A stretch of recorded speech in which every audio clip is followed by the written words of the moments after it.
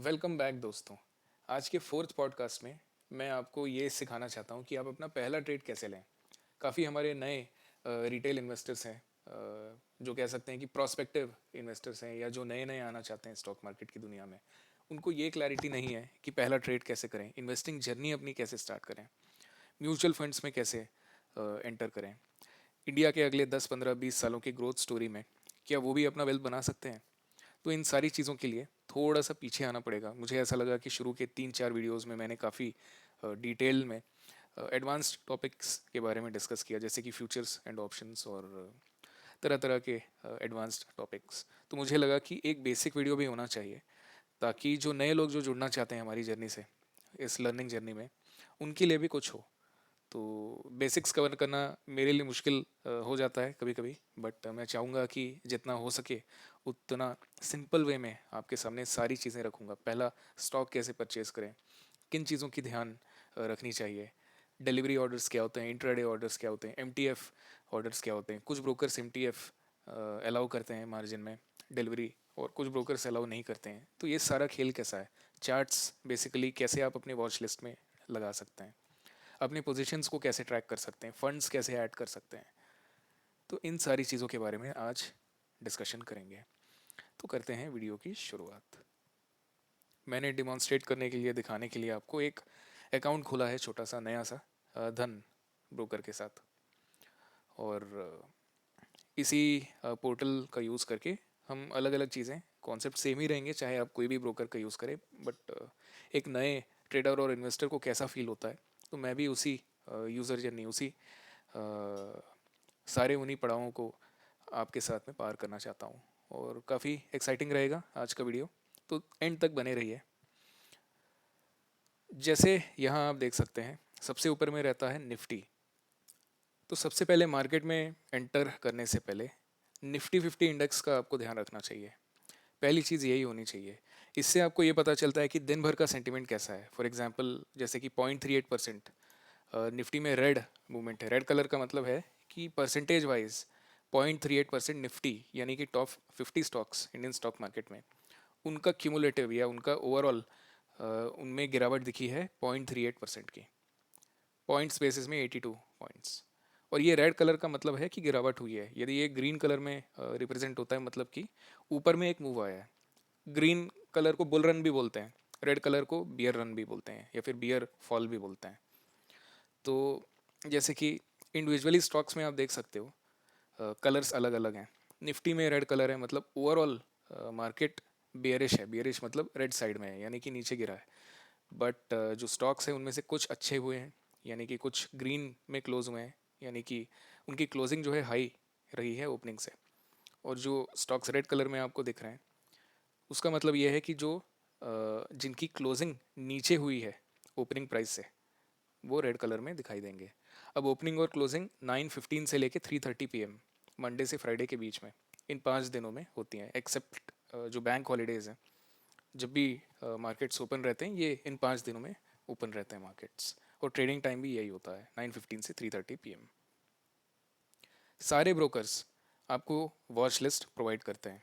इसमें आप अपने पसंदीदा स्टॉक्स को ऐड कर सकते हो। फॉर एग्जांपल, यहाँ पे तो कुछ स्टॉक्स एडेड है। महिंद्रा एंड महिंद्रा मुझे दिखाई नहीं दे रहा है।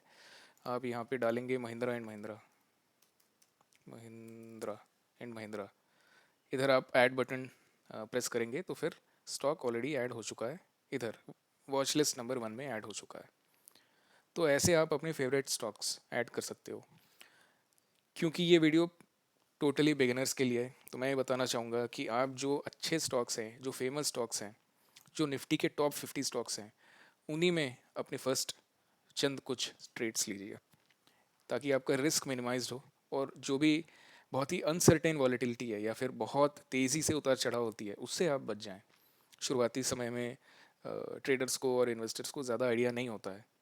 तो इसलिए मैं आपसे यही आग्रह करूँगा कि जो भी आप डिसीजंस लेते हैं, जो भी स्टॉक्स आप जिन स्टॉक्स का पोर्टफोलियो बनाना चाहते हैं, या इवन ट्रेडिंग भी करना चाहते हैं, तो बस ये ध्यान रखिए कि आपके पास पहली बात जो निफ्टी के टॉप 50 स्टॉक्स हैं, उन्हीं में आप ट्रेड करिए। अगर मैं डालूँगा निफ्टी 50 स्टॉक्स, कंपोनेंट्स। ठीक है, तो बेसिकली ये सारे निफ्टी 50 स्टॉक्स की लिस्ट है। HDFC bank, Reliance, ICICI, Infosys, है ना, ITC, Larsen and Toubro, construction sector, IT sector. तो इधर सारे वेटेजेस भी हैं। बैंकिंग सेक्टर थोड़ा सा हैवी वेट है निफ्टी में।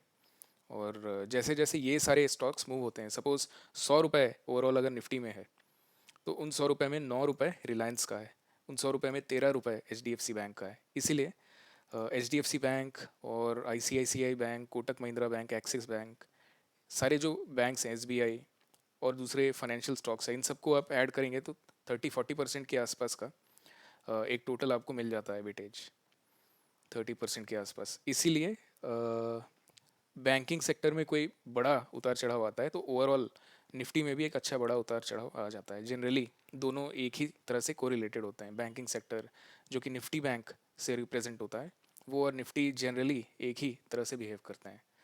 जनरली अगर निफ्टी ग्रीन है तो बैंक निफ्टी ग्रीन रहेगा, बैंक निफ्टी रेड है तो निफ्टी भी रेड रहेगा। बाकी के जो स्टॉक्स हैं, टाटा मोटर्स, टाटा स्टील, तो ऐसे टॉप 50 स्टॉक्स में ही आप अपने इनिशियल कुछ ट्रेड्स लीजिए। मेरा ये आपके लिए बहुत ही ऑनेस्ट रिकमेंडेशन है। एग्जाम्पल के तौर पे हम पिक करते हैं steel authority of India. Steel authority of India यानी कि सेल। सेल के स्टॉक को हमने यहाँ पे ओपन कर लिया। डायरेक्टली यहाँ से बाई या सेल का आपको बटन्स मिल जाएंगे। ठीक है, शॉर्ट सेलिंग होता है जिसमें स्टॉक आपके पास नहीं रहता है और जो भी आपके फंड्स रहते हैं वो पहले आपको स्टॉक बेच देने के काम आएंगे और 3:30 बजे के पहले आपको वापस खरीदना पड़ेगा, जो भी रेट रहे, चाहे फ़ायदे में आप उसे खरीदें चाहे नुकसान में खरीदें। बट इन जनरल जो नए बिगिनर्स हैं वो शॉर्ट सेलिंग के बारे में ज़्यादा ना सोचें, आप सिर्फ बाइंग के बारे में सोचिए। मैं बताऊंगा डिटेल में शॉर्ट सेलिंग कैसे करते हैं, वो सारी चीज़ें मैं दूसरे वीडियोज़ में कवर करूँगा। बट अभी के लिए मेरे ख्याल से आप बाइंग पे फोकस करिए। तो जैसे ही मैंने लेआउट पे क्लिक किया, जो अपने कैंडल्स का जो बटन है ना, candle stakes, open high low close, जैसे कि ये ग्रीन कैंडल है, इसमें ओपनिंग प्राइस थी 116। ऊपर यहाँ भी आप देख सकते हो सारे ओपनिंग प्राइस। तो ओपनिंग हाई हाई इसका प्राइस रहा है लगभग 123 के आसपास, है ना, और लो प्राइस इसका है 116, ओपन के ही आसपास है लो भी, और क्लोजिंग प्राइस इसकी 122। तो ये कैंडल भी अगर ग्रीन है तो इसका मतलब ये है कि इस दिन के लिए एक पॉजिटिव साइड में स्टील अथॉरिटी क्लोज हुआ है। वैसे ही रेड है तो फिर उस पर्टिकुलर दिन के लिए स्टील अथॉरिटी का स्टॉक नीचे साइड में क्लोज हुआ है। तो आपको अगर बाई का एक ट्रेड लगाना है तो आप सिंपली यहाँ पे जाएंगे बाई। जैसे ही आप बाई का विंडो ओपन करते हैं तो सबसे पहले ब्रोकर आपसे पूछता है क्वांटिटी, क्वांटिटी 2, 3, 4 जितने भी आपको खरीदने हैं, है ना, 100 क्वांटिटी सपोज आप खरीदना चाहते हैं, तो आपको सबसे पहले मार्जिन कितना लगेगा वो बताएगा, है ना, कितना अमाउंट आपको लगेगा। और ये मार्केट का मतलब ये है कि जो मार्केट रेट है उसी रेट पे, जैसे यहाँ 137 मिल रहा है, और अगर बाइंग और सेलिंग, बिड और आस्क के बीच का डिफरेंस ज़्यादा नहीं है तो ऑलमोस्ट इसी प्राइस में आपका ट्रेड एग्जीक्यूट हो जाएगा जो प्राइस उस समय चल रहा है। लिमिट ऑर्डर में आप ऐसे कर सकते हैं, सपोज आप यहाँ पे लिमिट ऑर्डर 130 लगा देते हैं, तो अगर स्टॉक 130 के पास आएगा, इस वैल्यू को जस्ट माइक्रो सेकेंड के लिए भी टच करेगा, तब आपका बाई ऑर्डर जो है इनिशिएट होगा। तो लिमिट ऑर्डर और मार्केट ऑर्डर में डिफरेंस ये है कि मार्केट ऑर्डर तुरंत एग्जीक्यूट करने के लिए, तो जो उस समय प्राइजेस हैं, यदि आपको जल्दी है ना, तो उस समय आप मार्केट के ऑर्डर्स को एग्जीक्यूट कर सकते हो। बट इसमें दिक्कत यही होता है कि थोड़ा शायद आपको महंगा खरीदना पड़े। अगर लिक्विडिटी यानी कि बायर्स और सेलर्स के बीच में गैप थोड़ा सा ज़्यादा है तो आपको थोड़ा महंगा मिलेगा मार्केट ट्रेड्स। लिमिट में आप ऐसा है कि आप एक डिस्काउंटेड प्राइस को यहाँ पे सेट कर सकते हो जो कि छोटा रहेगा, आपके करेंटली जो प्राइस स्टॉक का चल रहा है उससे छोटा रहेगा। तो ये है कहानी लिमिट और मार्केट प्राइस की। ये सेम चीज़ जो है इन्वेस्टिंग के लिए भी है, ट्रेडिंग, ठीक है। अलग अलग ब्रोकर्स अलग अलग चीज़ें बताते रहते हैं, ब्रैकेट ऑर्डर्स, कवर ऑर्डर्स, इन सब का बहुत ज़्यादा आपके लिए यूज़ नहीं है। बट मैं आपको ये बताऊंगा कवर ऑर्डर्स के बारे में, इसका एक यूज़ है। जैसे कि आप बाई का एक ऑर्डर लगा रहे हैं 135 पे, कवर ऑर्डर ये करेगा कि एक स्टॉप लॉस भी साथ में आपका लगा देगा। तो यदि आप 135 पे बाई किए हैं, मार्केट यदि वहाँ से 3-4 रुपए यदि नीचे आता है और ये स्टॉप लॉस हिट कर देता है सपोज, है ना, ये वैल्यू यदि आपने एंटर किया, जो भी आप वैल्यू में आपने यहाँ पे स्टॉप लॉस का डाल दिया, जैसे ही market fraction of the seconds में ये वैल्यू को यदि टच करता है तो इमीडिएटली आप अपने पोजीशन से बाहर आ जाओगे। तो जो भी आपने बाई किया है वो ऑटोमेटिक ब्रोकर जो है सेल करके स्क्वायर ऑफ कर देगा, पोजीशन काट देगा, मतलब आपको आउट कर देगा उस ट्रेड से। और ये वैलिड रहता है सिर्फ मार्केट टाइमिंग के बीच में, 9:15 से 3:30 के बीच में। तो ये होता है स्टॉप लॉस ट्रिगर। ठीक है, ये एक चीज़ का ध्यान देना है, उनको ध्यान देना है जो कि ट्रेडिंग कर रहे हैं इंट्राडे स्पेसिफिकली। तो ये हो गया कवर। ब्रैकेट ऑर्डर्स भी वैसी है।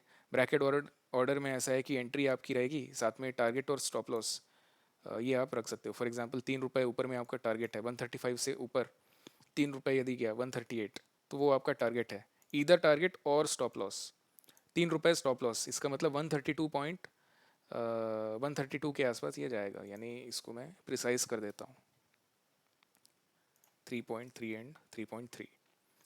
तो स्टॉप लॉस 3.3, इसका मतलब ये है कि 132 जब भी प्राइस आएगा तो 3 रुपये के लॉस में जितने भी आपकी क्वांटिटी है, जैसे 100 की क्वांटिटी है, 3 रुपये के लॉस में 300 रुपये का आपको लॉस हो जाएगा और इमीडिएटली आप आउट हो जाओगे।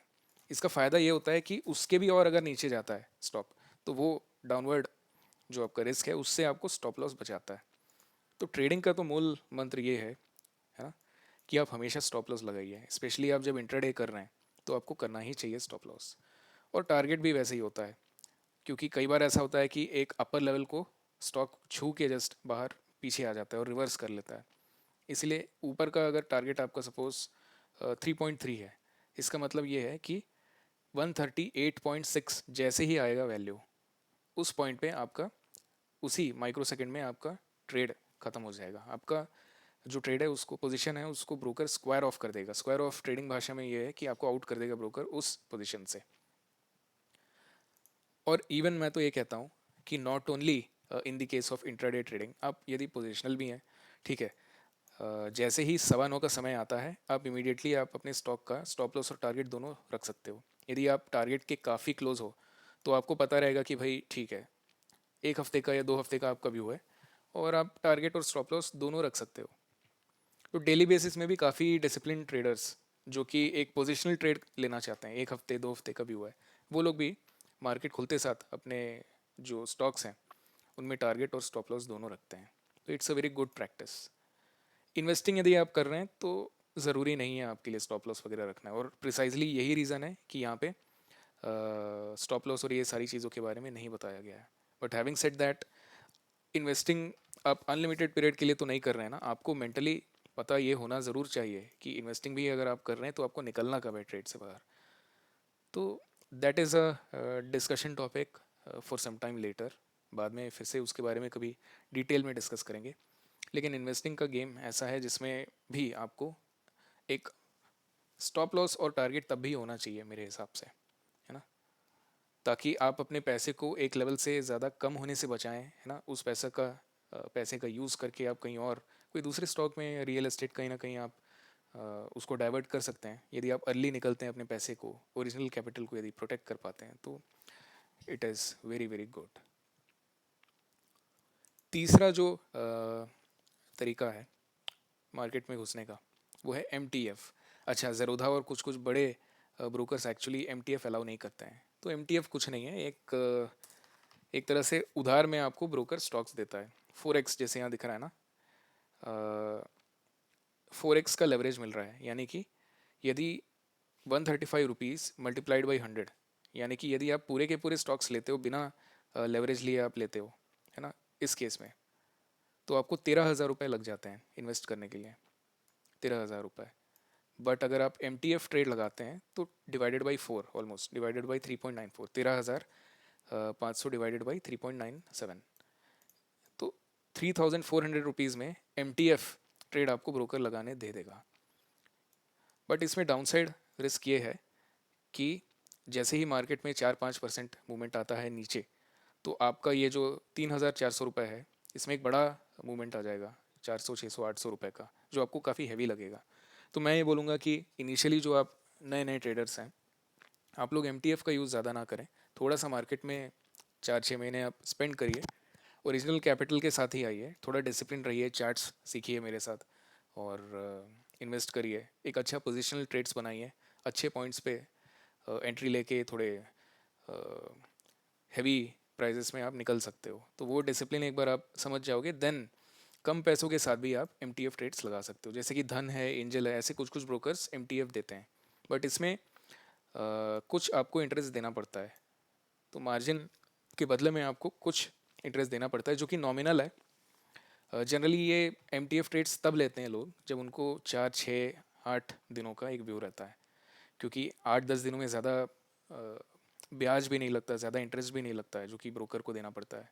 तो 300-200 रुपये यदि आप ब्रोकरेज देते हैं और 700-800 रुपये, ब्रोकरेज नहीं कहूँगा, इंटरेस्ट आप अगर देते हैं, इंटरेस्ट 200 रुपये दिया आपने 10 दिन का, और आपको फ़ायदा जो है लगभग 2-3% का यदि होता है, बहुत ही अच्छे मूव के एंटिसिपेशन में ही, या आप कह सकते हैं बहुत ही अच्छे पॉजिटिव मूवमेंट के एक्सपेक्टेशन में ही आप एम ट्रेड्स लेते हो, और इसमें बाई होता है, सिर्फ सेल नहीं हो सकता है। तो एम में ये चीज़ आप कर सकते हो। सेल आप करोगे तो सबसे बड़ा प्रॉब्लम ये रहेगा कि आपको स्क्वायर ऑफ करने में दिक्कत आएगा, है ना। तो मैं आपको इसलिए सजेस्ट नहीं करूँगा कि आप एम में एक तो उधार के पैसे लेके आप एम में सेल ऑर्डर्स लगाएं। तो I would never suggest you that.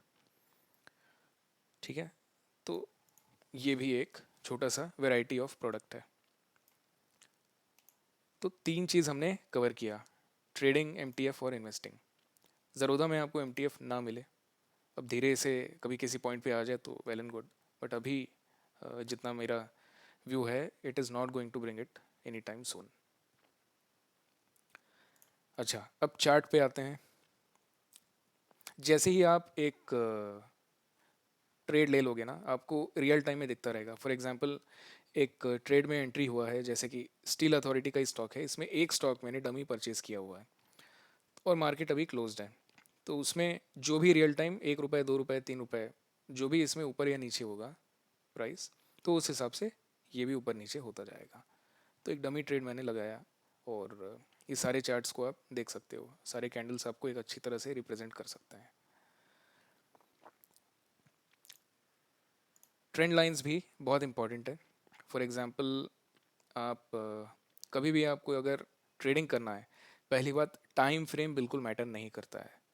For example 15 minute में जो भी सपोर्ट या रेजिस्टेंस है, बेसिकली रूल्स सिमिलर रहते हैं, बस वॉलेटिलिटी छोटे टाइम फ्रेम में बहुत ज़्यादा रहती है और एक्सपेक्टेशन भी काफ़ी कम रहेगा। फॉर एग्जांपल, ये एक रेजिस्टेंस लाइन है ना, मार्केट आया, मार्केट इसको ब्रेक करने की कोशिश किया, दोबारा ब्रेक करने की कोशिश किया, तीसरी बार बीच में ही उसका मोमेंटम लूज़ हो गया, बट चौथी बार जब उसने ब्रेक किया तो एक बहुत ही अच्छे लेवल, अच्छे मोमेंटम के साथ उसने ब्रेक किया। तो ऐसे समय में आप जो भी इंट्राडे ट्रेडर्स हैं, थोड़ा पेशेंटली वेट करें। एक पूरा का पूरा कैंडल रेजिस्टेंस लेवल के ऊपर अगर क्लोज होता है, तो उसके बाद ही आप अपना बाई का ट्रेड ले सकते हो, छोटे छोटे क्वांटिटी के साथ, और फिर देखो कैसा बिहेव करता है आपका ट्रेड। बट यदि आप मार्केट में किसी भी टाइम में रैंडमली एंट्री लेते हो, तो आपको एक्सपीरियंस कुछ मिलेगा नहीं, बस आप बाई सेल करते जाएंगे, और उसका एंड ऑफ द डे कोई यूज़ नहीं रहेगा। तो मैं ये कहूँगा कि अगर आपको थोड़ा भी इनिशियली ये चालू करना है कि कैसे एंट्री लिया जाए, कैसे एग्जिट करना है हफ्ते 10 दिन बाद, तो चार्ट्स पे तो आपको पकड़ होना पड़ेगा।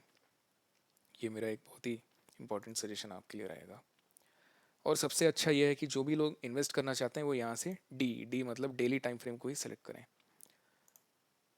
इंट्राडे वालों के लिए डेली टाइम फ्रेम का उतना मैटर नहीं करता, 15 मिनट्स और 5 मिनट्स कैंडल्स पे इंट्राडे वाले ट्रेड करेंगे।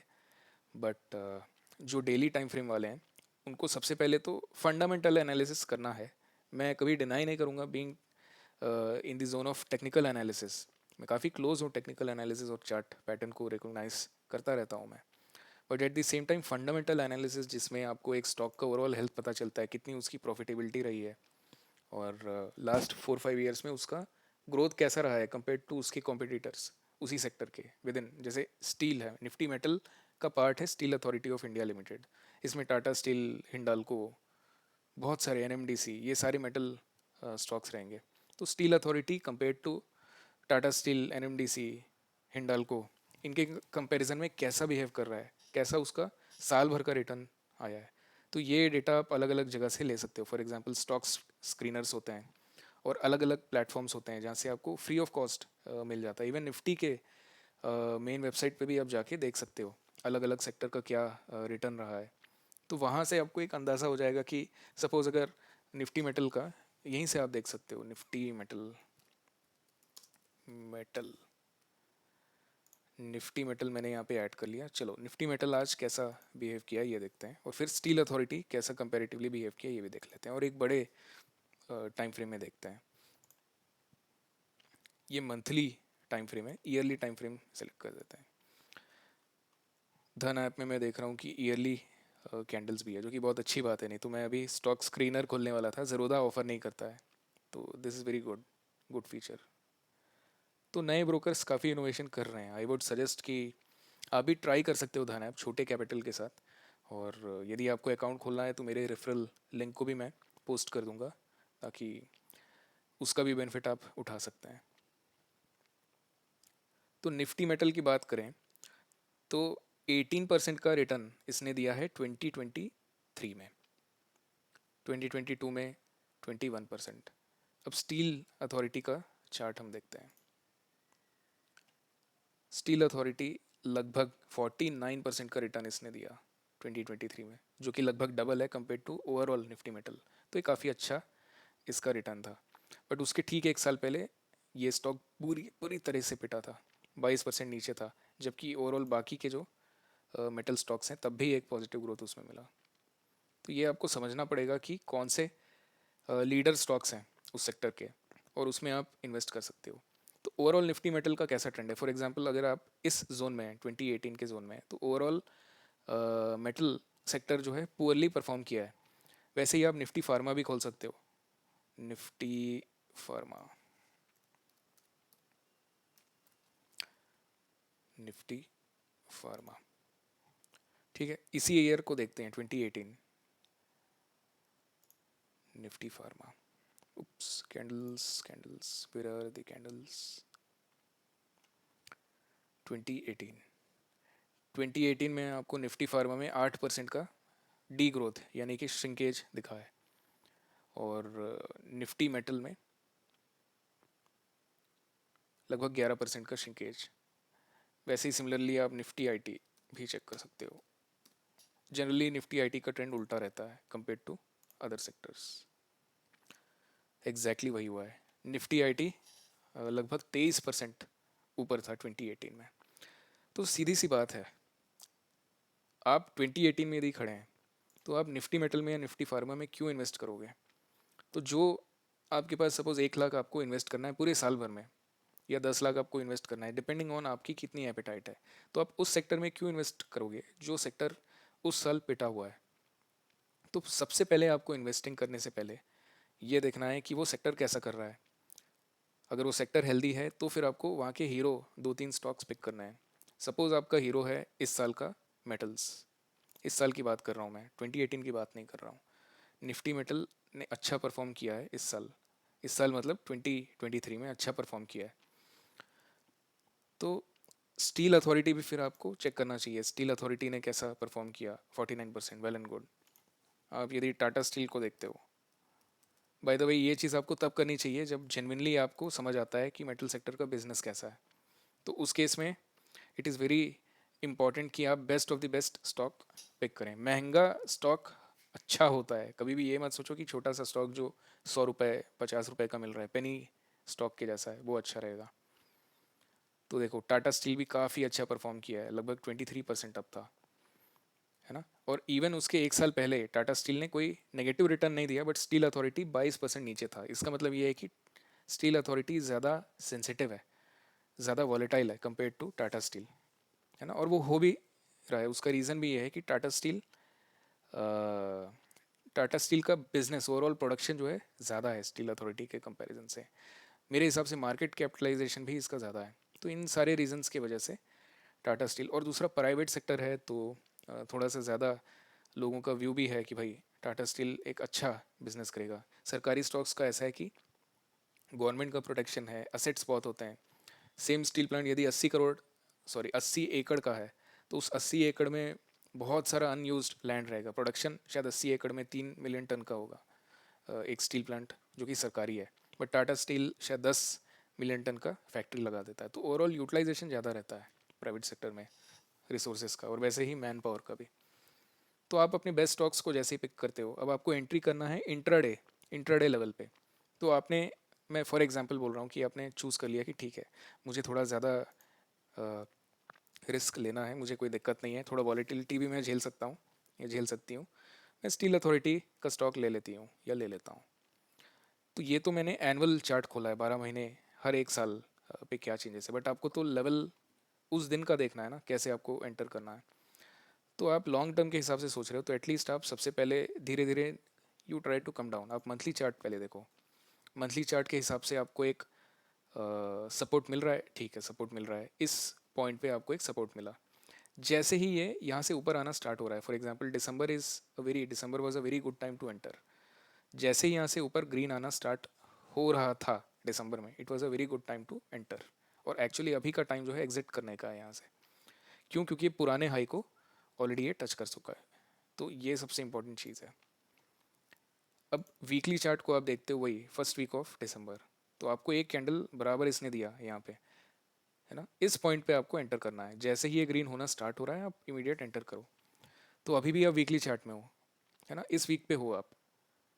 अब आप फर्दर आप ड्रिल डाउन करोगे डे के चार्ट पे, यू सी इस पॉइंट पे आपको दिख गया एक क्लोजिंग भी, आपको फुल ग्रीन कैंडल का दिख गया इस पॉइंट पे, है ना। और वैसे ही आपको इस पॉइंट पे भी एक क्लोजिंग दिख गया है ग्रीन। ये एक क्लोजिंग दिखा है। 14 दिसंबर एक बहुत ही अच्छा टाइम है एंट्री करने का।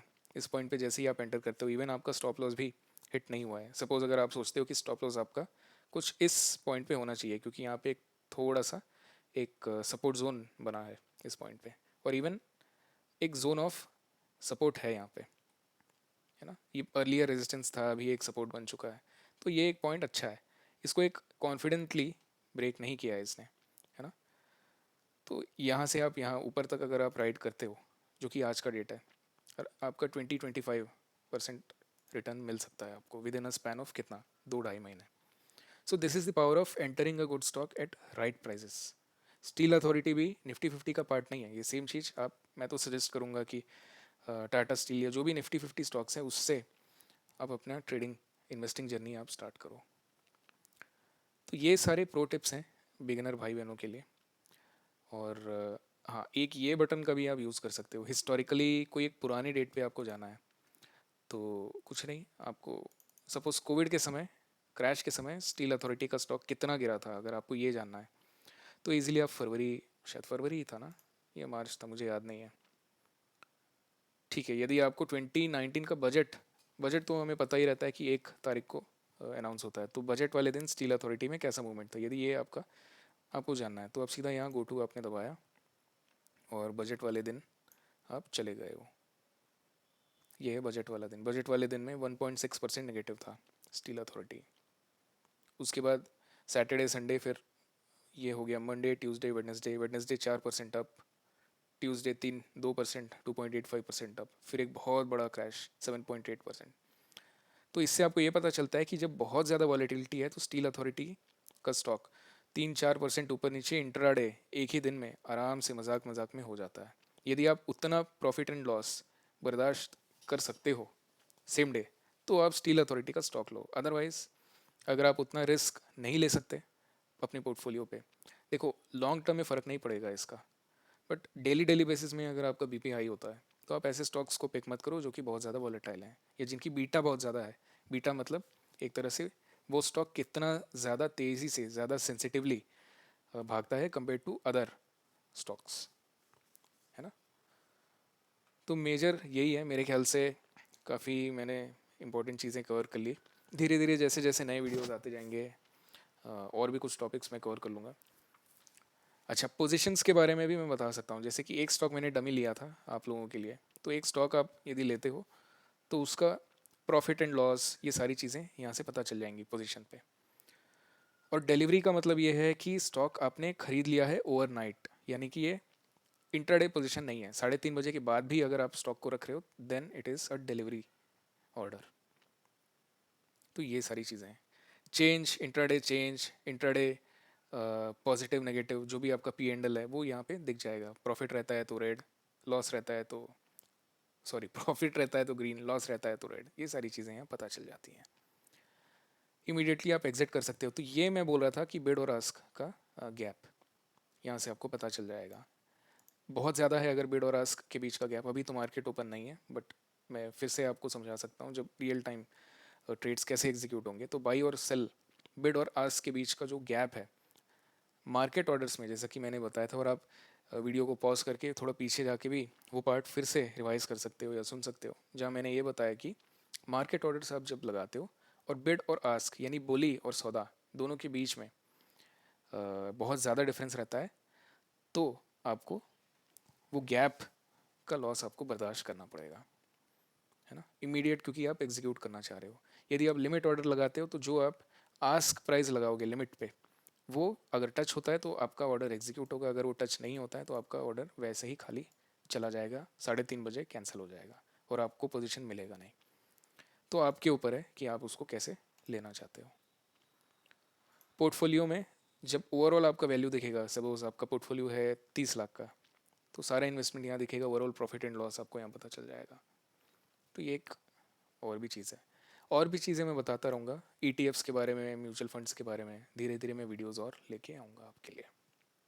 I think this is it. आज का एजेंडा मीट हो चुका है। फिर से नया इन्फॉर्मेटिव वीडियो पॉडकास्ट में लाता रहूँगा।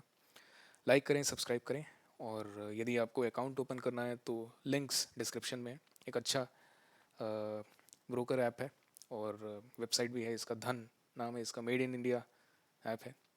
तो यदि आपको इंटरेस्ट है और यदि ये पोर्टल, ये व्यू आपको अच्छा लगता है तो आप ट्राई कर सकते हैं। चलिए, थैंक यू, और अगले वीडियो में मिलते हैं।